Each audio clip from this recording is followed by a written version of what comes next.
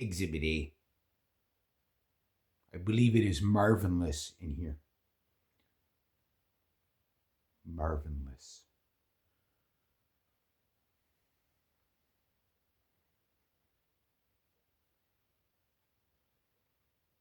Yeah, I don't know. I guess the black walnut's still outside. He didn't go into my garbage can. I got to see if I caught any mice there. All right, so he didn't go garbage can because usually he gets the garbage can lid all screwed up. See if I caught the mice. I caught mouse number 19 yesterday. Oh, got mouse number 20. Warning graphic: look away if you're mouse sensitive.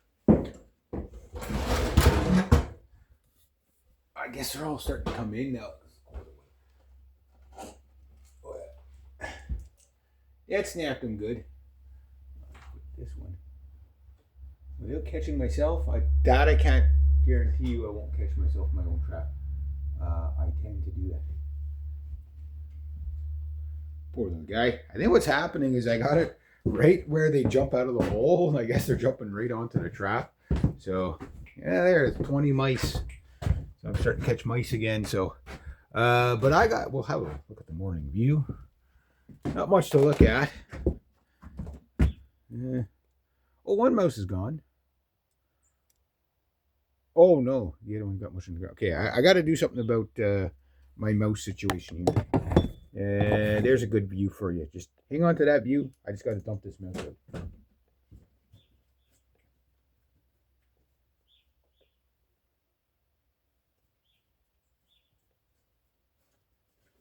Freaking Casper, I guess it's Casper, that cat, he only ate half a mouse. It's like, could have taken the rest of the mouse. I got a mouse down there, he's eating half of the other mouse. I threw the other mouse up there, so hopefully don't set them.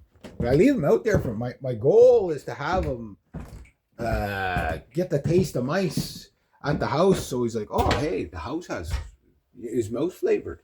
I'm gonna fall off my ladder. I'm gonna put the trap back. The trap there. I don't know. I have a hunch you're coming out of there too. Get him to go right to that. Yeah. Well, the more of those little buggers I can get, the better. It's just yeah, my tarragon, my poor tarragon didn't make it. Whatever this is made it. Whatever this is, it's growing, but that's not tarragon. I think between Chippy and oh, that's right. I better get that.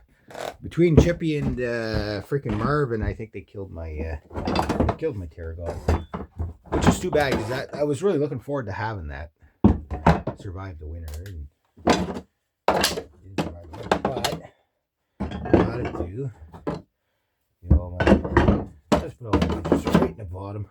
I gotta fix that wedge. I got one wedge that's all discombobulated.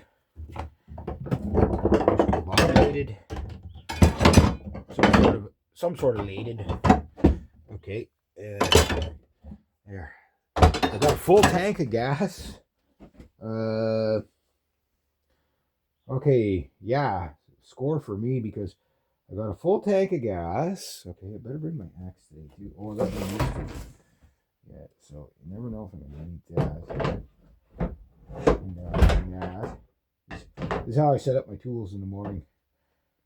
And I got my chainsaw oil, but my other client has chainsaw oil, so I'll just put it there anyway. I'll bring it in. Almost forgot my other wedge.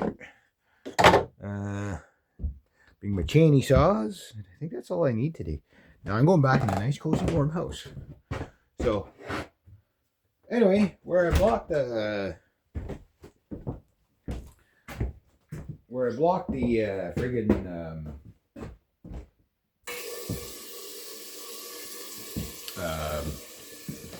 hole off. I guess that's where Marvin was coming in. I was sure I heard him running in the basement back and forth there, so I'm gonna have to do a can run pretty soon. I'll be going up to Gracefield probably by the end of the month. And that, in theory, I should get rid of like a lot of pop bottles. Well, I've got pop bottles saved up from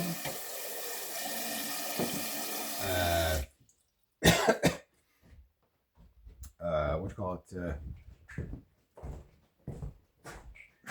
Pop bottles saved up from since the big red Road Reaper broke down, right? And look at that clock. It says 9 o'clock. It's not 9 o'clock. It can't be 9 o'clock. It's not 9 o'clock. It's 8 o'clock. Is the time sheet. In other words, what I'm telling you is I haven't reset my clock yet. But no, I've got all these pop cans, and plus, since my brother and sister-in-law and my nephew moved into the house, there's a lot more of this. That's why I'm drinking the Coca-Cola. I shouldn't drink those, but they're even worse than the Pepsis. I think it's all bad for you. It's like, I'm going to have a diet soft drink. Yeah, that's the problem. That's the problem right there. Yeah, it's like the soft drink part of it is the problem. Diet drink, any sort of diet drink is just so gross. Like the Pepsi Zeros and stuff. Oh my God, they're horrible. And then Diet Coke, Diet Pepsi. Yeah. Yeah. Like I literally will drink anything other than those. It's like, ugh, I just don't like diet drinks at all. But yeah, so I'm going to be doing a lot of chainsaw today because Perry knocked down, should be about 3 trees. They're not that big, but it's going to take, stacking, piling it up for the wood. That's probably going to be most of my jobs for the day. So my chainsaw, I've used it almost every day this week. It's been very, very busy. Now tomorrow, I'm not sure what I'm doing. I'm either going to with my buddy to get his son's hot rod there, and so he could store it. There's a storage place up here. We're either doing that or we're doing scrap metal. I'm not sure, so I'll talk to my buddy tonight and say, hey, what are we doing? I tried to call the trapping guy for the trapping last night. Same thing. Nobody picked up the phone. So I'm thinking he gave me a fax number. That's what I'm thinking. So he's probably thinking, oh, this guy's unreliable, blah, blah, blah. I mean, I already bought the trapping license, so hopefully he didn't get somebody else.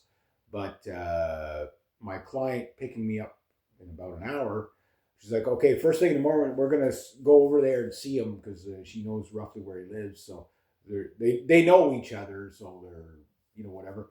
But we're going to go see him and, get, because she thought she had his number to give to me, but she looked for it. She couldn't find it. She said, no, I don't have it. Because it's in her interest too, because it's adjoining property, right? So the problem beavers on one side of the property are the same problem beavers on the other side of the property. So it's like, no, I gotta make sure you get there, get trapping there. So I got my traps already there. I won't be setting them up today, but because I want to be there when he does it. Like when the way I started to think about this last night, like somebody could set up traps and say, yeah, I caught 12 beavers. Okay, yeah, but did you see the bodies?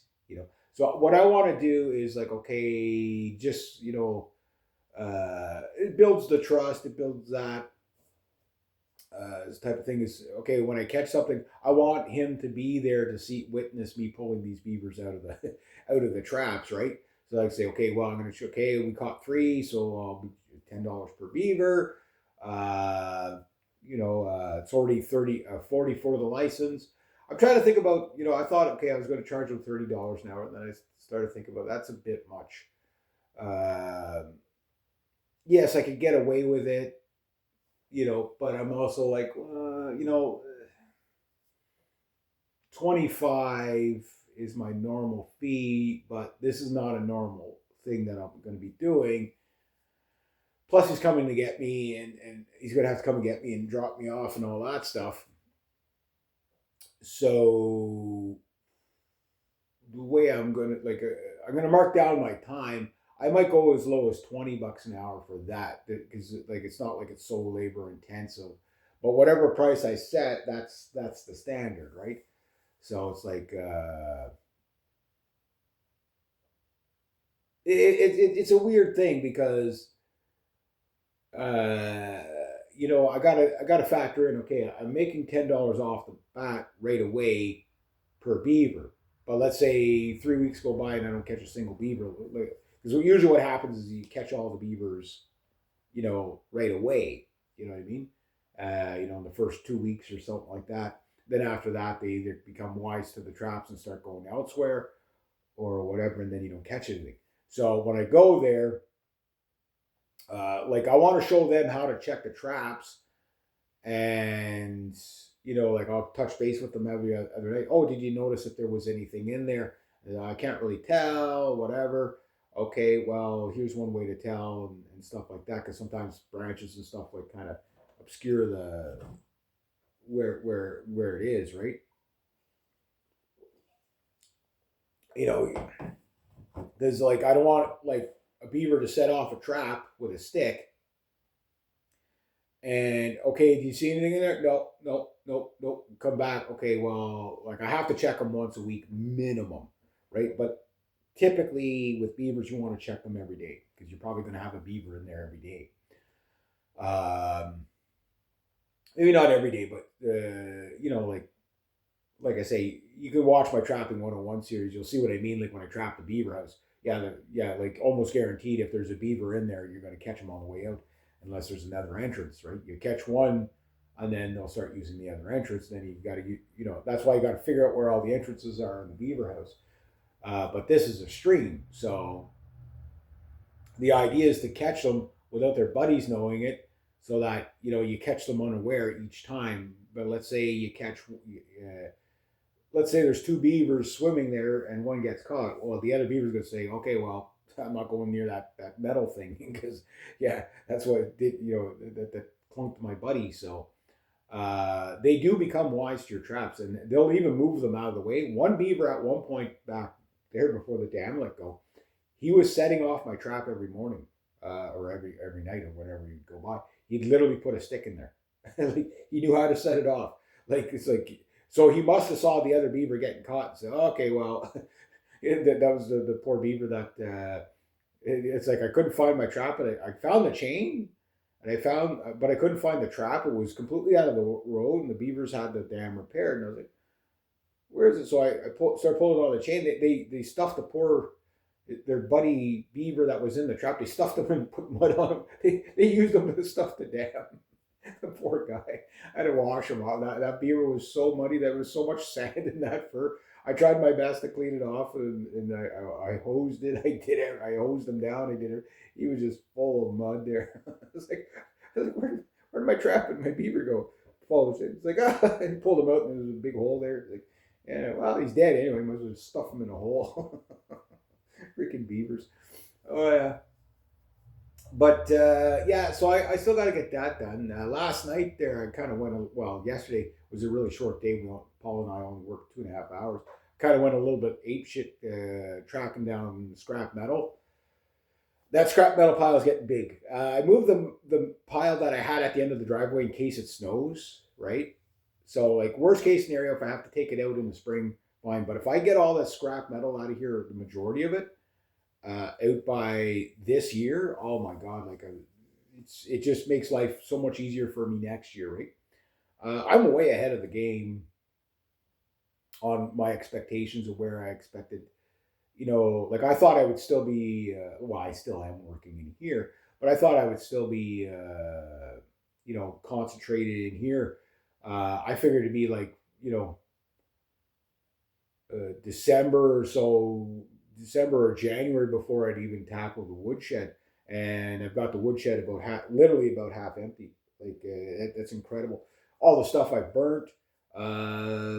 I found another burn pit, stove. That thing, do more on it after I'm done the metal run. I mean, I could send it for scrap metal, but it's a completely functioning little stove.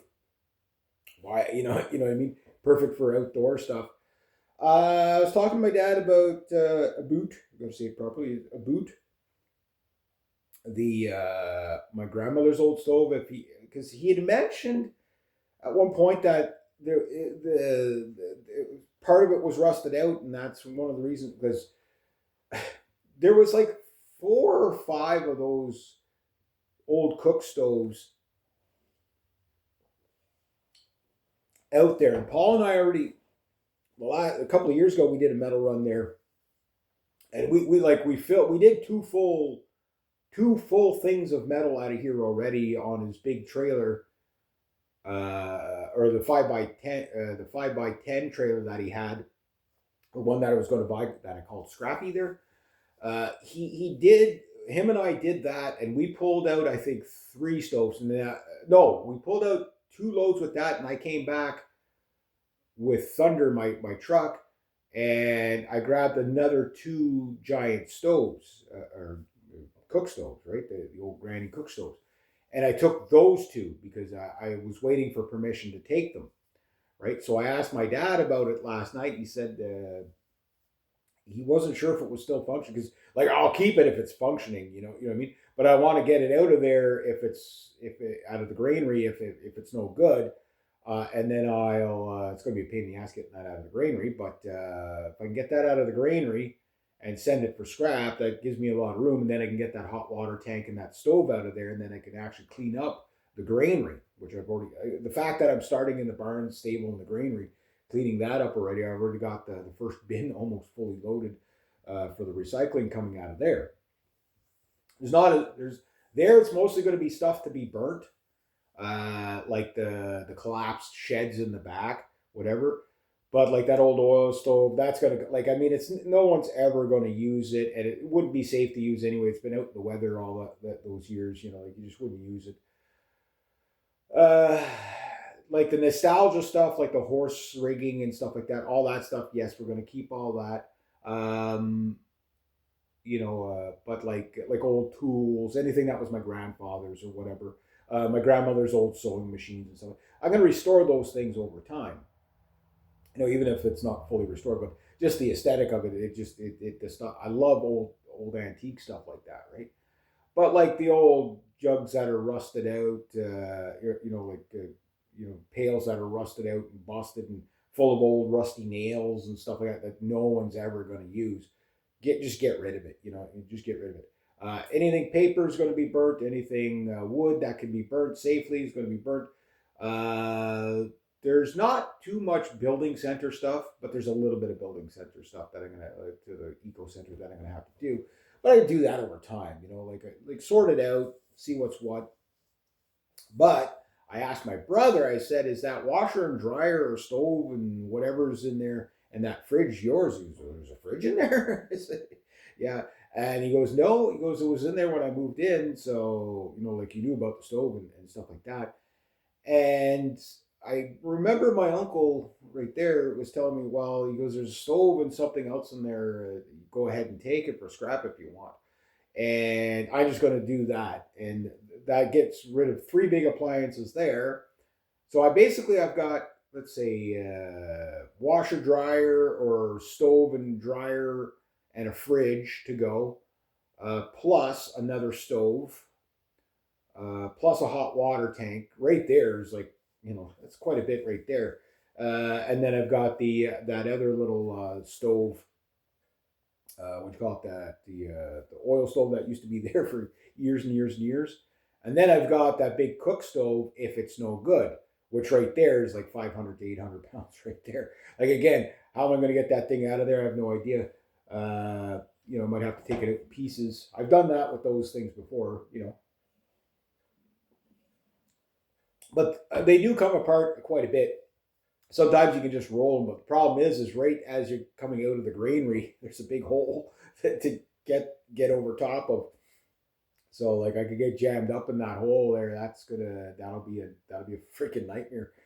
And then there's parts of another old cook stove that I couldn't get to the last time. My buddy and I didn't have time to get to it because all the brushing away. Well, I'll see if I can make a path to it and get it out. And then if I did decide to get rid of that cast iron, that giant cast iron stove that's out there, but I'm not going to. But yeah, because that thing is going to be, I think, pretty handy. My dad and I were just completely surprised that the bottom wasn't rotten out of it. Like it's been sitting in the ground for like all those years. I didn't even know. I thought it was just the internals of like a basement thing.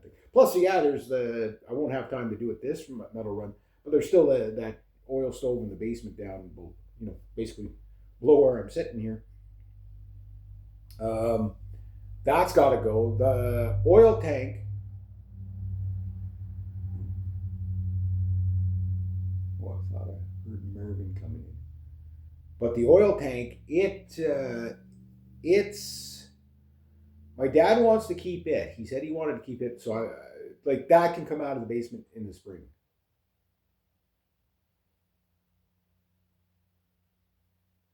I'm Marvin paranoid. Oh, it's my sorry, my register. Yeah. So the whole thing is that getting all that metal out of here, like I mean, we're talking like probably a ton and a half to 2 tons minimum going out on this load. That's going to clean up a lot of the barns and the woodshed and the granary. The granary was like just jam packed; you couldn't move in there. I cleaned out some of it. Yeah, I kind of went a little bit nuts yesterday because I was going to start brush cutting and stuff like that. I said no, I'll wait till I have a day off for that. Because I got to get like all those raspberry briars raked out of there. Because if I just leave them chopped down, it's all going to grow back again. And it's going to be twice as hard to get through it because of all this stuff laying there, right? I really want to keep that chopped down as much as possible. When I rake it out, I can chop it down even more. Same with the stuff at the back here. Like it'll take me a little while, to chop it down and then get all the little stumps, like from all the brush cutting and stuff like that. Then I can do the back hill, get that started, start following trees. Oh yeah, and my buddy had bought gas for basically like for our clients and stuff like that. And like we finished all our other clients all my our shared clients, which is basically 2 people, I think 3 people, 4 people. I'm not too sure because I don't know if we're done with the restaurant. I think we're done with the restaurant because we did that grounds. We did our regular that we did yesterday, who's now a mayor. Yeah, he won mayor. Our client won the mayor, so we work for the mayor. Yeah, we work for the mayor. And anyway, they're done for the season. We cut down all the annuals, finished up everything yesterday. Used a pole arm yesterday. I gave it a quick little sharpen. It's the first time I sharpened it. That thing, I'm gonna get a bunch of spare chains for it. Stock up on spare chains and a spare bar. But that thing is pretty. That thing is so handy. It's like I told my buddy, and I tell everybody the same thing. I said, when you see what this thing does, just watching those branches just get whoop, whoop, and like how fast it is. I said you're gonna want one. You know what I mean? And everyone's like, oh, okay, well, it's neat. And then they see it, they're like, oh, I see what you mean. Like that thing's really cool. Yeah, that's gonna be handy. So I'm about a boot. I think I made about 350, so another $300, and the polearm chainsaw has paid for itself. That might even happen this year. You know what I mean? Like that, considering how late in the season I bought it. Well, actually, no, I bought it. No, I bought it the week before my car broke down. That's right. So I've had it for a while. I've had it since at least was it June? Yeah, I guess June when my car broke down, early June. Yeah, so I've had it since then, and it hasn't quite fully paid for itself yet.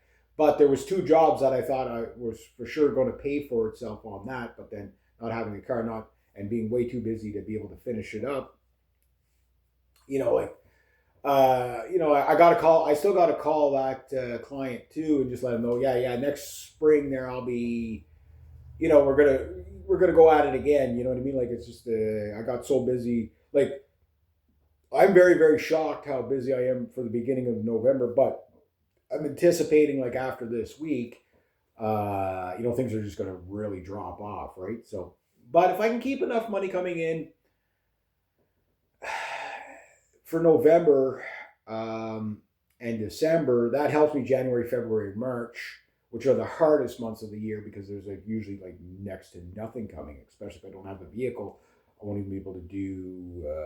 I won't be able to do much, right? Um, but the thing is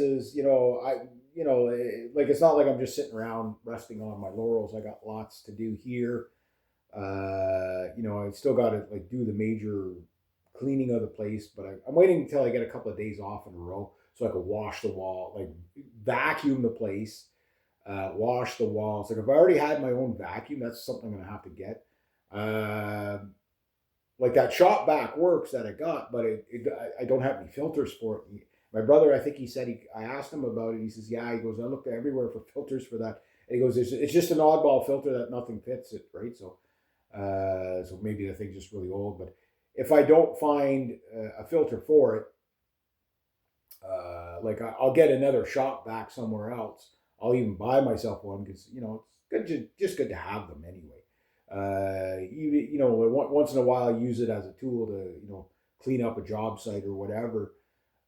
Good to have. So it's not a tool you buy that you're making money with all the time, but it's utilitarian. You know what I mean? Like you use it at home, you use it at work, you use it wherever you're going to use it, right? If you're a construction guy, you have like three shop vacs. But I'm more of the outdoor maintenance guy, so I don't have as much shop vacs. But I get the odd job where it's required. You know what I mean? Now, mind you, when I get my backpack blower, maybe I'll just use that to clean out the house and blow everything out the door. See poor Marvin go flying there. He's like, got blown away. Blown away to the land of Oz or something. Poor little guy. I wouldn't do that to poor Marvin. Yeah. I mean, it would be funny, but I wouldn't do it to him. Yeah, he'd be mad at me if I did that to him. But yeah, I'm gonna have a backpack blower next year. So will my buddy. Well, my buddy already has his, but like he bought the mid tier backpack blower, and it's really good. I'm gonna get the big one, but like my buddy said, he goes, like the backpack blower is probably the most strenuous tool to use. It's so hard on your shoulder, even when you adjust it right, but still has an upgradable harness, right? So I want to look into that a little bit more. They have like this kind of adaptable harness. It kind of does everything. Uh, but I'd like to, like make sure I get a really good harness upgrade on the backpack blower because it's not so much the weight of it; it's just how it sits on you, right? And oh yeah, if you don't, and I remember telling Jesse this. I said when you put the backpack blower on there, just make sure it's tight on your shoulders, or you're gonna be crying the next day. Like it just burns. You'll give yourself back problems with that thing. You know what I mean? So, but we use them not all the time, but when we need them, it's kind of one of those tools that you just keep it with you, and when you need it, you use it. So it does pay for itself relatively quick. The power sweeper, it's too expensive. That one's really hard on the body. That one I think hurts me the most. That in the backpack blower. Then the third would be the pole arm chainsaw. Now the pole arm chainsaw, what gets you with that is like because you're looking up all the time and you're off kilter with this oddball weight. It's like it's only about 15 pounds, about the weight of a chainsaw, normal chainsaw, but it's just the awkwardness of it. You could be pretty sore after doing pole arm chainsaw. And if I get the second pole arm chainsaw, if it gets, pole arm chainsaws get busy enough, I'll get the one that extends like 27 feet. But the problem with that one is you can't just put it. You have to put it on top of the car. Like if you have a minivan, you could probably fit it in there. Uh, but like it's really really long, and you can't just take it apart like you can the small one. And I think the small one's going to make me a lot of money, so that would be just like icing on the cake. Like, okay, well, you got a branch, it's up really high. Buying a pole arm chainsaw is probably cheaper than buying a pole arm and a ladder. You know what I mean? But you also how often you're going to use it. So if I'm getting really busy with the pole arm chainsaw, like around the cottages and stuff like that, because like I was telling my buddy, like basically what happens is like once the grass cutting and all that's done, then I kind of, between like November and January, it's kind of mostly a lot of chainsaw stuff for me. Like it's like, cleaning up trees, just getting the rest of that done for a lot of people. And like I still want to do a brush cutting at my one of my other clients. Uh,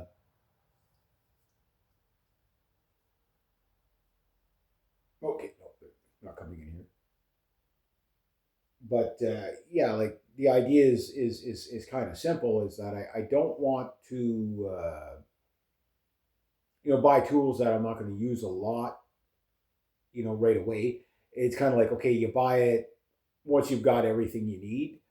And like I say, I don't really have like the backpack blower or something that I was toying with the idea of it, whether it would be worth it or not. But like the first year my buddy had the backpack blower, he used it quite a bit. Like he earned he definitely earned it back. And I was just like, am I going to use it that much? And then it's like, oh, well, like in the spring when like I got one cottage, like if I had the backpack blower, I could just go with that and just just spend like a day there just blowing leaves and just really clear the place. It would be so much nicer, you know what I mean, and quicker, and I could do all the roads and everything, and it wouldn't take me a month to do all the roads trying to rake them. Um, so my thing is, yes, it would pay for itself, and then plus the amount we used the backpack blower this year. If we would have had two of them, that would have made life a lot easier. Less raking, right? I mean, even with the backpack blower, you rake a bit, but like like 99% of the raking is done. The downside, and this is what's happening, getting a pole arm chainsaw, probably saved me probably about an hour's worth of like setting up and tearing down ladders, right? Just on this last job, just because I didn't have to climb the tree with the chainsaw, right? I did have to use a step ladder, but like it wasn't okay. We got to go secure it at the top and all that. It was just okay, no, just to get up an extra 2 feet, 3 feet, and cut down what I need to cut down, and that's it. So we kind of lose a bit in the sense that it, we become too efficient at our job. Like we're too good. You know what I mean? So there's a bit of that does happen, but you also get more job potentials uh, and stuff like that too. Because like again, if people know you got a backpack blower, oh, can you do our eaves trough and stuff like that? So I'm going to get attachments for that too to blow out the eaves and stuff like that. So I don't have to, if I have the attachments and I can reach it from the ground, that's the best, right? It's just some houses are like really really high, and you got to go up with the ladder. So I'm gonna get the small leaf blower, and I'm gonna get the big one. You yeah. So I'll have those two, and then get that one big chainsaw. Then after that, it's riding mower and and then maybe another small push mower if I can't get this one running perfectly again, which I think is just dirty, from sitting, and whatever. But it seems like that one, the more you run it, the better it gets. I haven't run it enough because I do have to get some straight gas. Oh, I might get a snowblower eventually, like for here. But my buddy, like now he did snow blowing last year, and it was just a nightmare for him. So like it just gets to the point like breaking shear pins. It depends on the driveways you're doing, right? You got that crushed stone driveways there. Oh man, it's just a nightmare for a snowblower, because you're constantly digging in and busting the shear pins, and like you waste all your profit on shear pins. It means that you have to charge the client for the shear pins, or else you're not going to make any money, because you could probably break 3 or 4 of them a week. You know what I mean? On some of these driveways and stuff like that. So like the snow removal stuff is really hard on the body. I really don't want to do that as much as I can. Like obviously I got to do this roof. I don't mind shoveling off my aunt's, like her step and stuff like that. My uncle's step. That like takes 10 minutes. But if you have to like shovel like for hours and hours, like roof raking really kills the shoulders. You're up on a ladder, just sitting there pulling and pulling and pulling, and almost nobody takes my advice the way I it's like, okay, you might spend, even if you might spend a little bit more, it's easier on me if that when it snows, I just go ahead to your place, take the snow off before it's 3 or 4 feet deep. A lot of people, no, we'll wait. Yeah, but you have to understand, it's like way harder on me to do that. So like when I'm desperate and I need money, I have to, sacrifice my body, right? So, and I don't like doing that, like if I can help it. But if I'm lucky and I can transition to more chainsaw stuff, don't get me wrong, the chainsaw work is really hard. Like I was on the side of a hill like this yesterday that was grease wet, full of leaves, trying to cut Manitoba maples yesterday. I'm feeling it today, right? Today it's going to be a lot easier because it's more like almost more like a stove wood day, but it's still trees on the ground that I got to saw up, and it's work. It's work.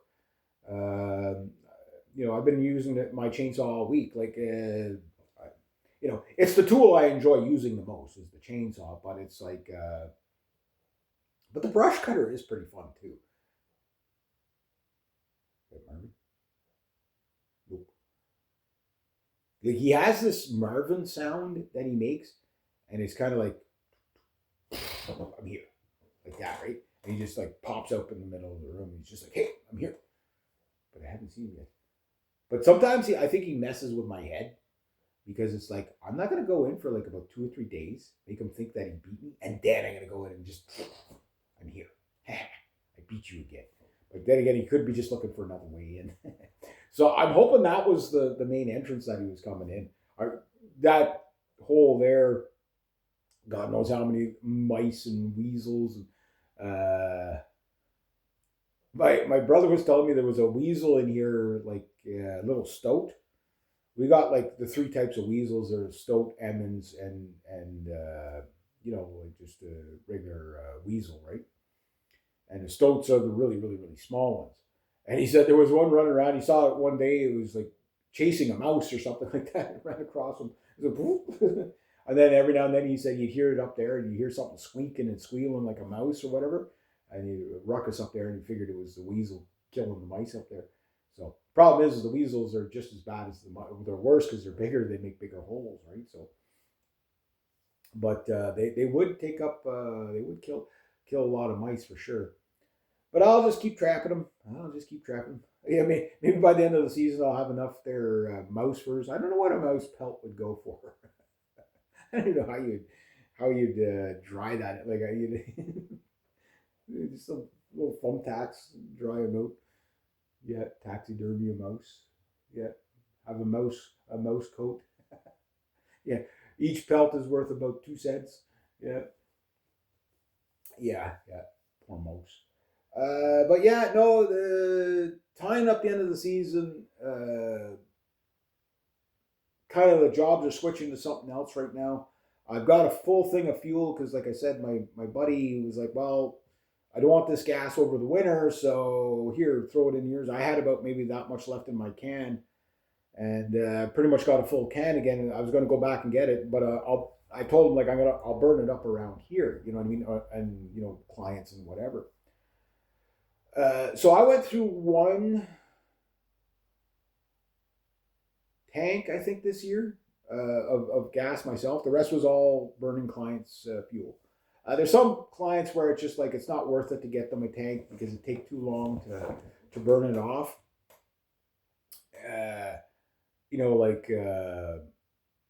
And then other clients, it's like, okay, like I have one client, I think I did four gas cans worth of fuel this year with them. Like I did a lot, and I just finished their can about 3 weeks ago. And I said I'll work off of mine, so just so I don't not carrying old fuel.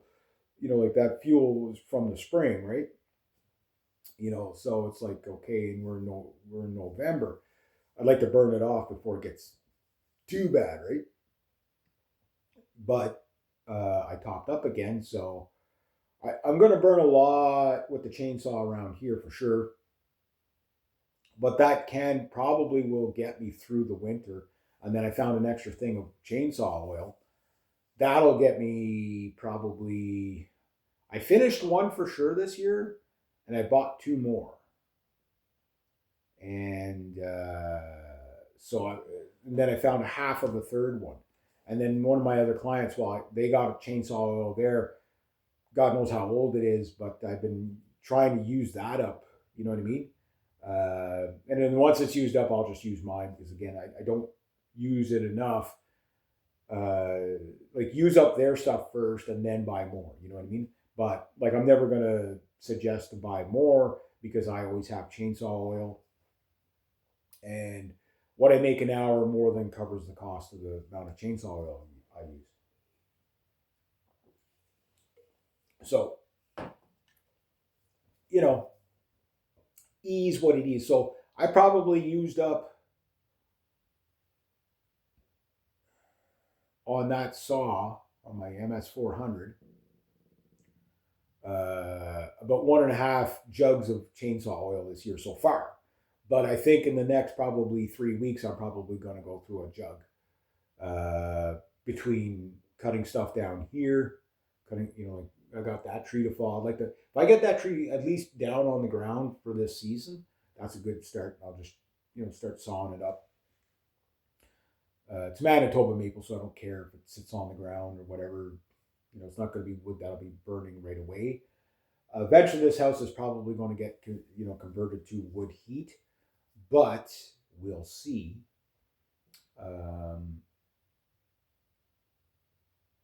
Then, like anything I fall, like I say, when I get the woodshed cleaned out, I could probably store about 30 cord of wood in there at any one time. So I don't care if the wood's in there a couple of years, in advance, that's fine too. But anyway, I guess that's all the lollygagging I'm going to talk about today. So I'm going to be doing a lot of chainsawing today. I got to finish up one more garden bed to cover it for the winter. Switch some topsoils around, and after that, I think that's the end of one client for the season, which means every Thursday afternoon I'll be off.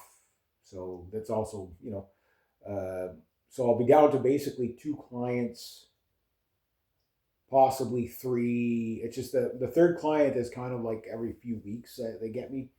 I had them throughout the summer, like every Friday, but yeah. So we'll see how that goes.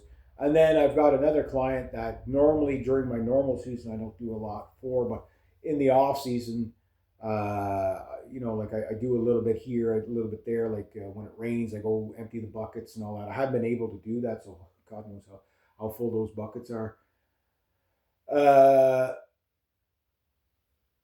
Yeah. So once I get a vehicle again, like I can start, going by and taking care of that where all the kitty cats were there, taking care of all that. But till then, it's like everybody's gonna have to pick me up. Yeah, that's just the way it is. Yeah, so yeah, I kind of transitioned from like a certain batch of clients in the summer, and then a certain batch of clients in the winter, and then miscellaneous throughout the winter. But if I can keep November, if I can make enough money to cover all my living expenses and put a little bit of money away in November, I mean, might be wishful thinking, but that would be super, super great. And then if I can at least maintain the cost of living in December so that I don't have to tap into my savings, might not be too bad for January, February, and March. But if I can keep, like I did the past 2 years, I had just enough work between January, February, and March that I didn't have to tap into my savings, right?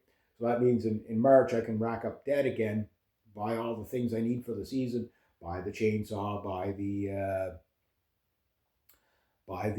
backpack blower, buy the whatever I need, all my new chains and files and stuff like that for the season, right? So yeah, that's the plan. And I got to get ready because my client's car is really quiet, so and sometimes I just got to go and check to see if they're actually there. It's like, yeah, like they sneak up on me. So anyway, yeah, there we go. So I'm gonna get ready to go.